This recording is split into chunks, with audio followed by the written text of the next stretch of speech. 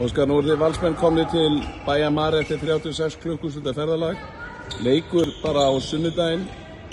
Valsmenn eru með 8 marka forskot. Við hverju býst af Baia Mare? Já, ég held að þeir hafa svona gott að vera alltaf búin að spila eitt leik, bæði fyrir þá og okkur. Þeir vita núna að við hlaupum gríðarlega, þannig held ég leggi mikil áherslu á að stoppa það. Ég veist að verði enn fastari fyrir varnarlega, voru þeir alveg fasti fyrir svo sem líka á okkar heimavelli.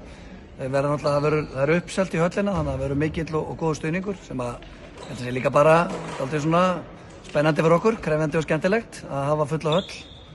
Og svo verður gaman að sjá hvað þeir gera, hvernig er alltaf að ná hvaða vopnum þeir beita, hvort þeir alltaf fara eitthvað í 7-6 eða hvað þeir gera. Við erum að undirbúa ýmislegt, það er bara, við erum spenntir að sjá. Undanúrslit í Evrópu, er þetta ekki stórt fyrir íslenskan handbolta? Jú, mjög stórt, bara fyrir íslenskt íþróttalíf, íslenskan handbolta og náttúrulega bara fyrir Val og strákan og alla sem koma að þessu. Þetta er bara ótrúlegt ævintýri og bara stórt og skemmtilegt.